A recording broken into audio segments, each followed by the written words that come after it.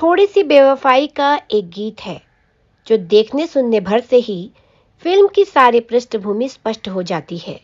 इस गीत को लिखने के लिए गुलजार को और इस गीत को गाने के लिए किशोर कुमार को फिल्म फेयर पुरस्कार दिया गया। ये ध्यान देने की बात है, यह लता मंगेशकर किशोर कुमार द्वारा गाया गया था, लेकिन पुरस्कार सिर्फ किशोर कुमार को दिया गया। ऐसा संभवतः पहली ही बार हुआ होगा कि एक डुएट सॉन्ग में गायक या गायिका किसी एक को ही सर्वश्रेष्ठ गायक का पुरस्कार दिया गया हो। किशोर कुमार को इस डुएट के बजाय दूसरे एकल गीत आंखों में हमने आपके सपने सजाए हैं के लिए भी पुरस्कार दिया जा सकता था, क्योंकि ये गीत भी बहुत ही अच्छा था। लता मंगेशकर की अनुपस्थिति में आशा भोसले का गीत बरसे फुहार था। आशा ने उस साल भी कम से कम 1 दर्जन गीत ऐसे गाए थे जो औरों से बहुत अच्छे थे। कुर्बानी के आप जैसा, यानी कि आप जैसा कोई मेरी जिंदगी में आए तो बात बन जाए, इस गीत के लिए नाजिया हसन को गायन के परिदृश्य में विभिन्नता लाने के लिए पुरस्कार दिया गया। इस गीत में किशोर के गायन में बहुत भावनात्मकता जरूर थी और प्रभावी भी थी। उनकी आवाज में एक अलग तरीके का सोज था। चरित्र के रूप में देखें तो विवाह के बाद शबाना आजमी का चरित्र ही गलतफहमी के कारण राजेश खन्ना के चरित्र को छोड़कर अपने बेटे को साथ लेकर घर छोड़ गया था। इस गलतफहमी के कारण हुए अलगाव से नायक के दुख को किशोर कुमार ने उकेर कर रख दिया। नायिका के दुख में उसकी हठधर्मिता का अपराध बोध भी है। नायिका द्वारा अपनी गलती का एहसास होने के बाद उसकी कल्पना में ही गीत शुरू होता है, जिसमें उस वक्त के नायक गिले शिकवे करते दिखाई देते हैं जब वे अलग हुए होंगे। हजार राहें मुड़ के देखी, कहीं से कोई सदा न आई।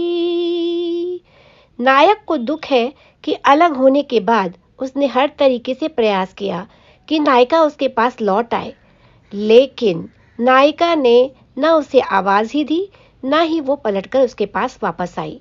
गुलजार का कोई भी गीत सिर्फ वैसा नहीं हो सकता जैसा प्रथम दृश्यता लगता है। नायिका की गाई अगली 2 पंक्तियां जो इसके 2 अर्थ निकल सकते हैं। नायिका नायक के धैर्य को स्वीकार करते हुए गाती है। वो क्या गाती है? बड़ी वफा से निभाई तुमने हमारी थोड़ी सी बेवफाई। नायिका को इस बात का एहसास है कि इस प्रेम संबंध में उसी ने बेवफाई की थी। वहीं पति के उस वक्त के दायित्वों में उसका साथ नहीं दे पाई और अपने अहम की तुष्टि के लिए अपना बसा बसाया घर छोड़ आई। एक प्रेम करने वाली पति को छोड़ आई।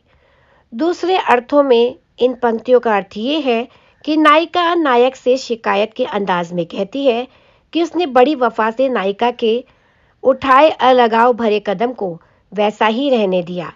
काश कि वह नायिका के इस निर्णय के साथ वफा न करता, कुछ जिद करता, कुछ प्रयास करता, कुछ जोड़ तोड़ करता और उनके बीच के अलगाव को समाप्त कर देता और ऐसी स्थितियां बना देता कि दोनों साथ ही रहते जाते। पहले अंतरे से ही गीत शुरू होता है और इसका अलग से मुखड़ा नहीं है, क्योंकि यह मात्र एक गीत नहीं है। यह नायक नायिका के हृदय के उद्गार हैं, जिन्हें वे एक दूसरे के समक्ष जाहिर कर रहे हैं। ऐसे गीत में ऐसा मुखड़ा नहीं हो सकता है कि दोनों उसे गा सके, दोहरा सके। ये उनके साथ बिताए भूतकाल का गीत नहीं है, ये उनके एक दूसरे के साथ छोड़ देने के काल की भावनाएं हैं और इनमें एक समान भाव नहीं हो सकते। दोनों के अलग अलग जीवन रहे होंगे, दोनों ने सारे परिदृश्य को अलग अलग तरीके से देखा होगा, जिया होगा, समझा होगा। इस गीत को इस तरीके से जैसा कि वह है, एक अत्यंत बुद्धिमान गीतकार जिसे फिल्म के माध्यम की बड़ी गहरी समझ हो ही लिख सकता है। और गुलजार ने केवल स्त्री पुरुष के अन्वेषक संबंधों को नहीं बल्कि फिल्म माध्यम के भी मास्टर निर्देशक के रूप में खुद को उतारा है। वे जब गीत लिखते हैं तब उन्हें निर्देशित भी अपनी लेखनी की मेज पर अपने मस्तिष्क के कैमरे से कर देते हैं। जहां से तुम मोड़ मुड़ गए थे वो मोड़ अब भी वही पड़े हैं। नायक उस अवस्था में है जहां उसे आशा थी कि नायिका संभवतः वस्तुस्थिति को समझकर वापस आ जाएगी और अंततः उनका प्रेम उनके बीच के मतभेदों से जीत जाएगा, जैसा नायिका नायक के संग अपने संबंध की गहराई को छोड़ गई थी। नायक की तरफ से उस प्रेम की गहराई में कोई परिवर्तन नहीं हुआ है। ऐसा नहीं हुआ कि नायिका की अनुपस्थिति में नायक ने कहीं और दिल लगा लिया हो। उसे आज भी नायिका का ही इंतजार है। जिस मोड़ से मुड़कर नायिका चली गई थी उसी मोड़ पर नायक की निगाहें ठहरी हुई है। शायद ऐसे ही कहीं घूमने चली गई हो नायिका और उस मोड़ से ही इधर वापस आएगी। अभी मोड़ के कारण दिखाई नहीं दे रही, लेकिन मुड़ते ही दिखाई देने लगेगी। गौरतलब है कि गुलजार ऐसा नहीं लिखते जैसा परंपरागत रूप से लिखा जाता है कि वो मोड़ अब भी वहीं खड़े हैं, बल्कि वे पूरे होशो हवास में भाव को नई अभिव्यक्ति दे देते हैं। वो मोड़ अब भी वहीं पड़े हैं। संबंध को मोड़ नायिका दे गई थी। नायक ने उससे कोई छेड़छाड़ अपनी ओर से नहीं की। संबंधों में अलगाव की उलझनों की, दूरी की, जंगल जलेबियों के ढेर जो वह नायक और अपने बीच डाल गई थी, वो उस ढेर को हटा कर देखे तो नायक उसे वही खड़ा मिलेगा। हम अपने पैरों में जाने कितने भंवर लपेटे हुए खड़े हैं। नायिका अपनी मजबूरियों या अपनी समझ की सौम्यताएं जता रही है कि परिस्थितियां इस कदर उलझ गई हैं या उसने स्वयं ही उलझा ली है कि उसका लौटना अब संभव नहीं लगता। नायक अब शिकायती अंदाज में अलगाव के बाद अपनी स्थिति को बयां कर रहा है। वो कह रहा है कि कहीं किसी रोज यूं भी होता हमारी हालत तुम्हारी होती। नायिका भी इसी सुर में शिकायत की करती है कि उसने भी दुख में ही सारे बरस बिता दिए हैं। वो क्या कहती है? नायिका कह रही है, जो रात हमने गुजारी मर के वो रात तुमने गुजारी होती। दिन तो जीवन की आपाधापी में गुजर ही जाता है, अपने आसपास के लोगों को देखकर उनसे उलझते हुए, लेकिन जब रात्रि में व्यक्ति अकेला होता है तब उसका वास्तविक अकेलेपन का एहसास उसे कचोटने लगता है। रात्रि के प्रहरों में एक अकेला और ज्यादा अकेला हो जाता है। अब नायक की कल्पना में नायक नायिका के अलगाव के कुछ और बरस बीत जाते हैं और नायक आर्थिक रूप से अब उस वक्त से काफी ज्यादा समृद्ध हो चुका है जिस वक्त नायिका उसे छोड़कर गई थी। नायक थोड़े तुनक भरे अंदाज में नायिका के बढ़े हुए अहंकार की बात करता है। उन्हें जिद थी कि हम बुलाते, हमें ये उम्मीद वो पुकारे।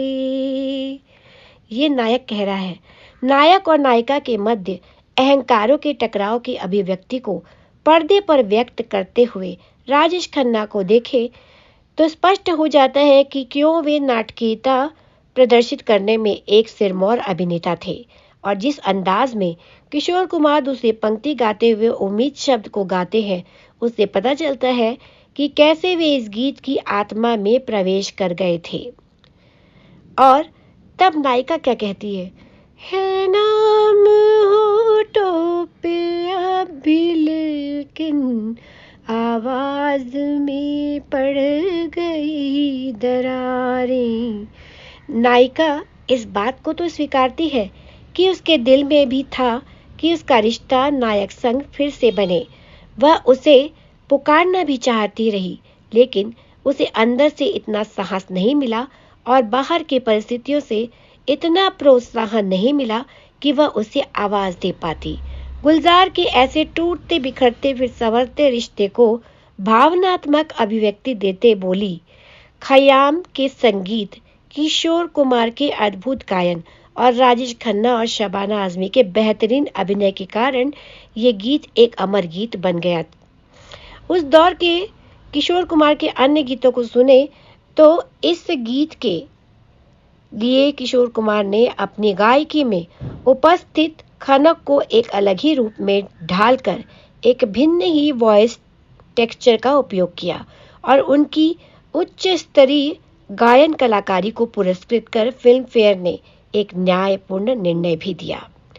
तो बॉलीवुड में आज के लिए इतना ही। हम मिलेंगे फिर से जल्दी ही बॉलीवुड की कोई अन्य दिलचस्प खबर या किस्सा लेकर। तब तक के लिए नमस्कार।